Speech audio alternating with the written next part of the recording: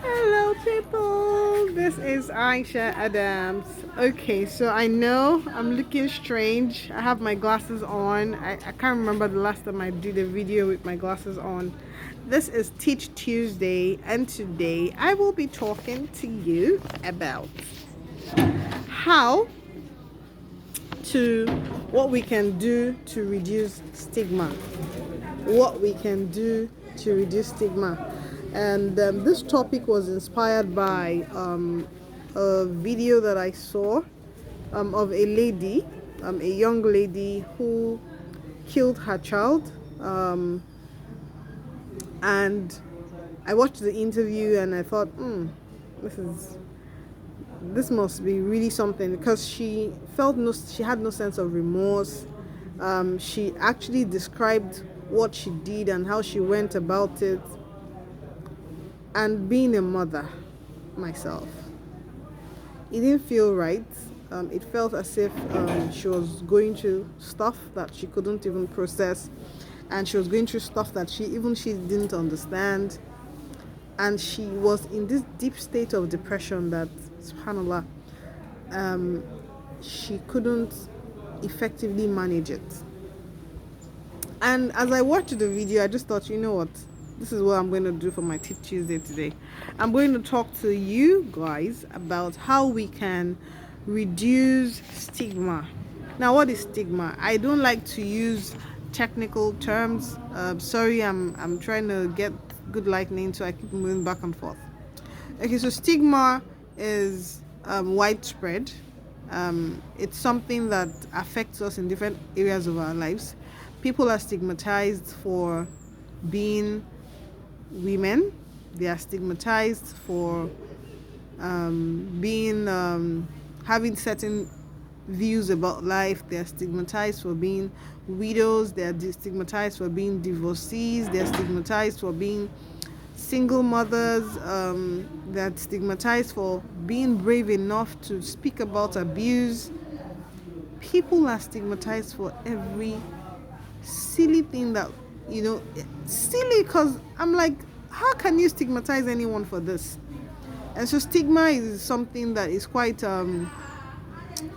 pervasive in our society. And so bringing it to mental health, right, it is something that a lot of people struggle with. Like, people struggle to own up to being in need of help. They struggle to admit that they actually need support. And so I thought to myself, okay, for my Teach Tuesday today, I'm going to share some things that we can do to help reduce stigma around us and assist other people to be more vocal about their struggles. And I'm going to share an acronym, yeah? And the acronym is UNITE. UNITE. That is UNITE. So those are 5 things that we can do to reduce stigma, to end stigma, and support people that are faced with challenging situations. And what does the U in UNITE mean? It means to understand. It is important that you understand what it means to have mental health issues. It is important that you understand how mental health challenges affect people. How, you need to educate yourself and learn all you can about mental health. What is mental health? What is the state of your mental health? How can you know what to do to improve the state of your mental health, and those kind of things? So it's important that you understand what the issues are and understand what leads to what. The 2 is nurture. Like, so unite, U, and then there's N, and N is to nurture. It is important you nurture your mental health. And this is something that I cannot stress enough. Now, to nurture your mental health is to care for your mental health.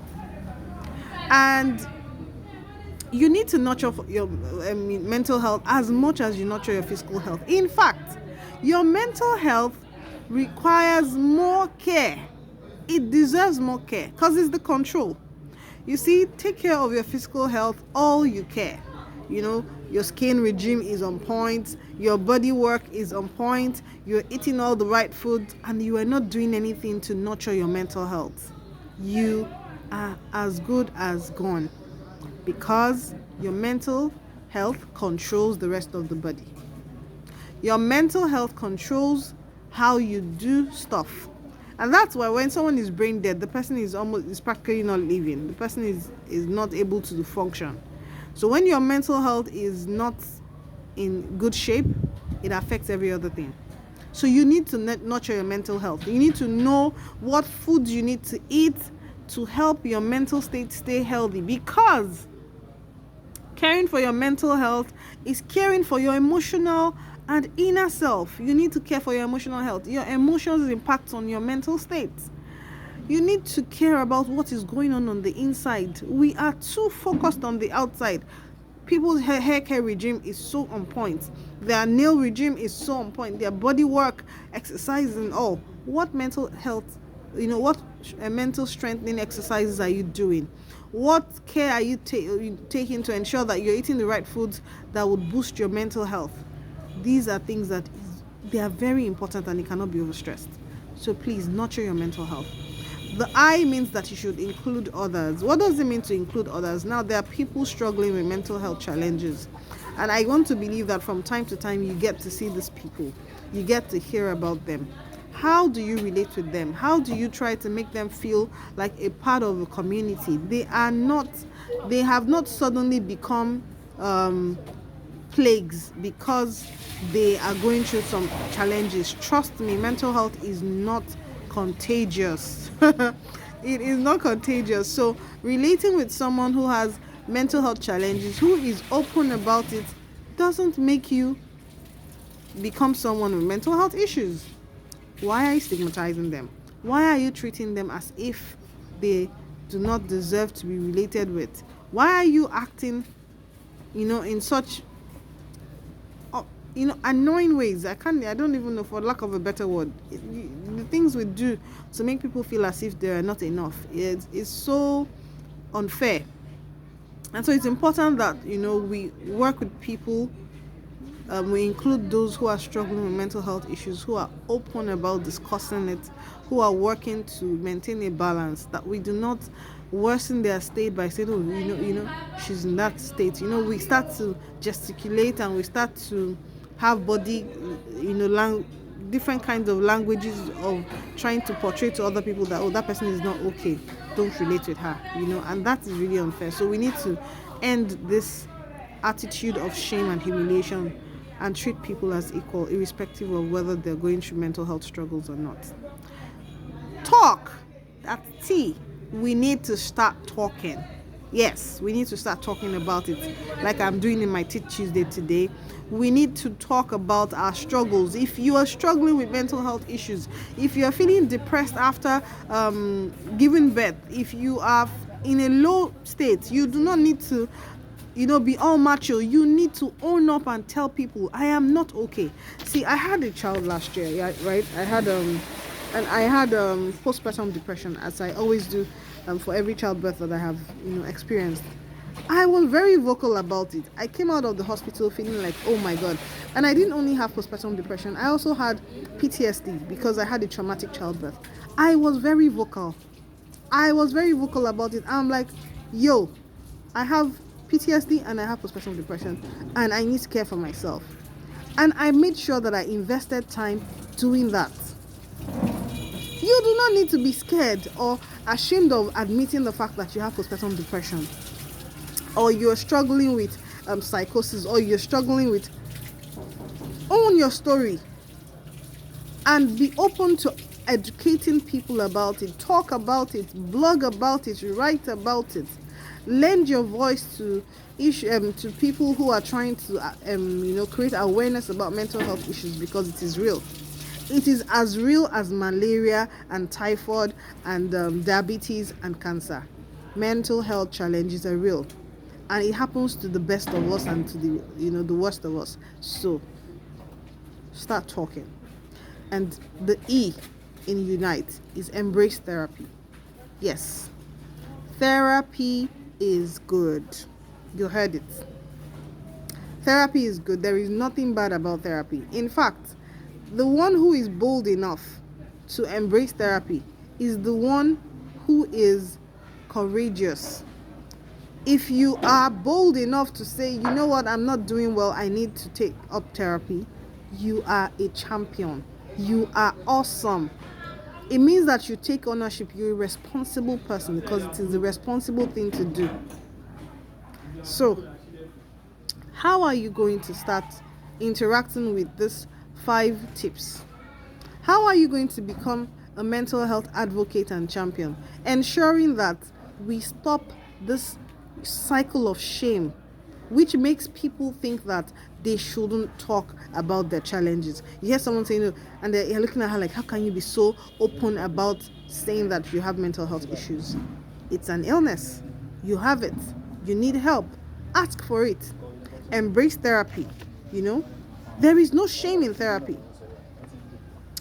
And so there's no need for you to start bad-mouthing anyone because they took up therapy, or because they've told you that they won't take up therapy, and then you hear things like, oh, be strong. Oh, I just think it's not an African thing. It's an Oyinbo thing. Are you funny?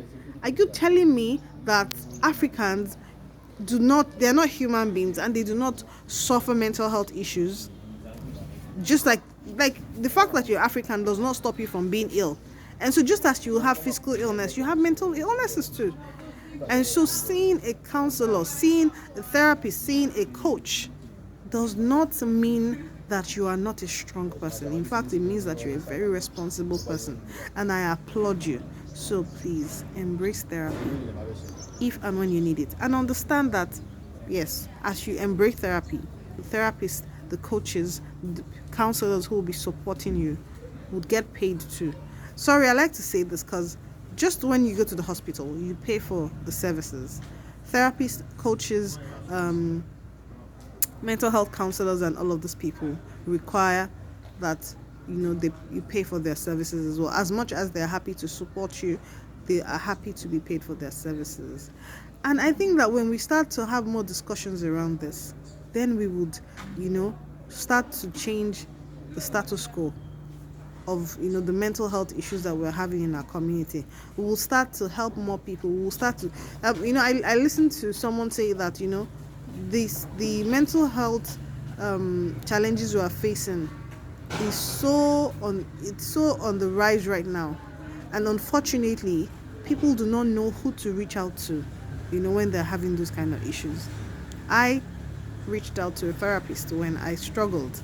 And even though I do therapy work, I always say this to people: if you have a coach who does not have a coach, then you're working with the wrong coach. And if you have a therapist who does not have a therapist, you're working with the wrong therapist, because you have to be able to take your own medicine. So join me, act on these 5 tips, and let us together lend our voices to supporting people going through the struggles of mental health, going through struggles around stigma.